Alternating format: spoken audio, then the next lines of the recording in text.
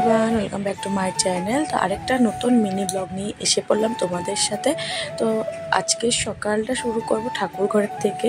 তো আমি ভিডিওটা দিচ্ছি সন্ধ্যাবেলা, কিন্তু এটা সকালের ভিডিও আমি তোমাদের সাথে শেয়ার করছি। যেহেতু পূর্ণিমা চলছে আর রাখি বন্ধন, তো সবাইকে রাখি পূর্ণিমার অনেক অনেক অনেক শুভেচ্ছা। তো যেহেতু জানোই পূর্ণিমার দিন আমি একটু সত্যনারায়ণ পুজো দিই। তো আজকে বিপদনাশিনী পুজোও দিলাম, দুটো পুজো একসাথে দিয়েছি। জানোই তো দুটো পুজো দিলে কতটা সময় লাগে, তো সেরকমই আমারও সময় অনেকটা লেগে গেছে। তো ছোটো ছোটো ক্লিপ নিয়েছি, সেগুলো তোমাদের সাথে একটু একটু করে শেয়ার করে দিলাম। তো দেখতেই পাচ্ছ কত সুন্দর করে পুজো দিয়ে নিয়েছি। এরপর পুজো দিয়ে উঠতে উঠতে 11:30 বেজেই গেছে। তো এদিকে ঋষাকে স্নান করে দিয়েছে মা, আর মাও নিজে স্নান করে নিয়েছে। তারপর আমরা এখন দেখো যাবো, এখানে প্যাকেটটাতে 5 মিষ্টি নিয়ে নিয়েছিলাম, কারণ আমরা এখন যাবো কালী মন্দিরে।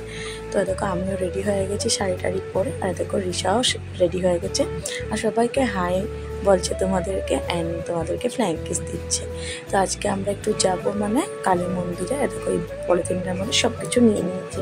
প্রথমে ভেবেছিলাম আমি আর ঋষাই যাবো, তো মা বললো ঋষাকে ধরতে একটু অসুবিধা হবে, আর যেতে যেতে রাস্তাঘাট একটু মানে খারাপ আছে, কাদা আছে, তাই ঋষাকে মা ধরবে আর আমি পুজো করে নেব। তো পাশের বাড়ি নিকিদের বাড়িতেই গেলাম পুজো করতে।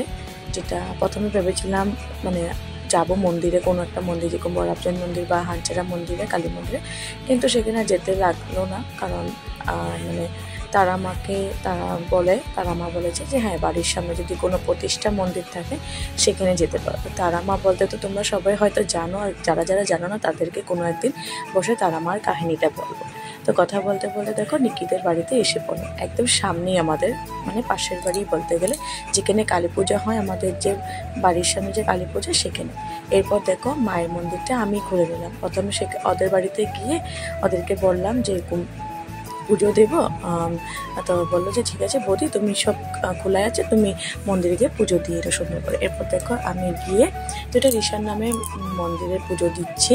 তো মা মানে আমাকে বলেছিল যে এরকম এরকম কিছু কিছু জিনিস দান করতে, সেটাই দান করতে গেলাম। তো দেখো একটা চুন্নি কিনেছি, আর বাতাসা দিয়েছি, আর এদিকে পান তাম্বুল সব কিছু দিয়ে মানে একটা বাটা সাজিয়ে দেবো। তো বাটা তো না, আমাকে বলেছে এরকম কলা পাতার মধ্যে দিয়ে দিতে।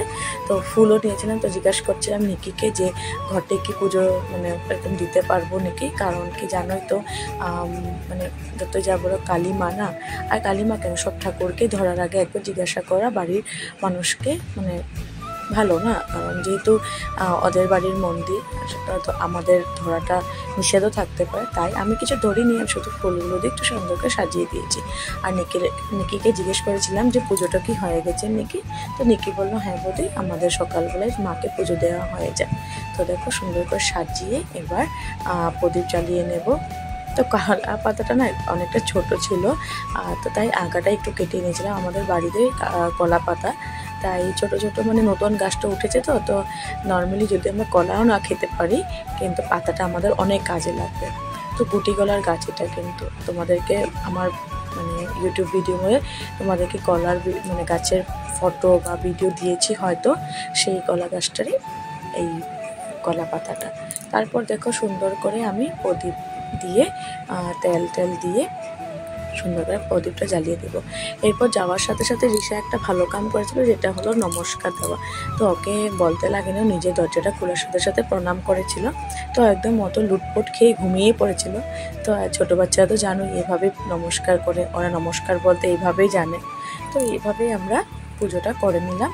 আর দেখো ঋষা বারবার যাচ্ছে, কি করবে না করবে। আর অ্যাকচুয়ালি না কি হয়েছে, ঋষা সেখানে মূর্তিটা দেখে না, ও কী জানি জিজ্ঞাসা করছে আমাকে আর মাকে। এরকম একবার নমস্কার করছে, একবার মা কালীর গলাতে যে মুন্ডমালাটা আছে সেটাকে দেখে ভূত বলছে, কি বলছে। ও তো অ্যাকচুয়ালি দেখেনি, প্রথমবারে ওর মানে কি বলবো, স্মৃতিশক্তি হওয়ার পরে এই কালী মার সামনে মানে চোখের সামনে দেখছে।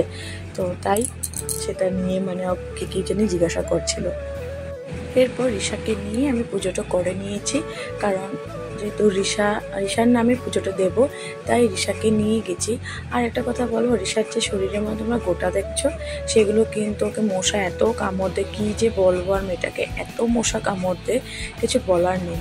তারপর দেখো ঋষা সুন্দর করে ধূপ মানে জ্বালিয়েছে, যে সেটা ঋষা সুন্দর করে ধূপটুনা মানে দিয়ে দিচ্ছে।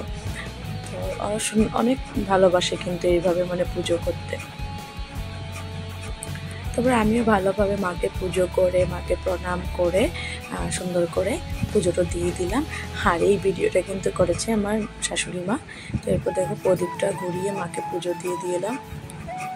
মার থেকে সবসময় একটাই চাওয়া যে আমার পরিবারকে সবসময় যেন ভালো থাকে, মানে ভালো রাখে, ভালো সুস্থভাবে থাকে। আমার স্বামী, আমার সন্তান, আমার পরিবার যেন ভালোভাবে থাকে, সুস্থ থাকে, সব বিপদ থেকে মা যেন ওদেরকে বাঁচিয়ে রাখে, এটাই সবসময় চেয়েছি আর এটাই সবসময় চাই। তো এই দেখো মাকে প্রণাম করে এবার আমরা যাব মানে বাড়ির দিকে। তো দেখো ঋষাও কি সুন্দর করে প্রণাম করছে, দেখে নাও। তো একটু তোমাদের সাথে পুজোটার ভিডিও শেয়ার করে দিচ্ছি, তো দেখে নাও একটু।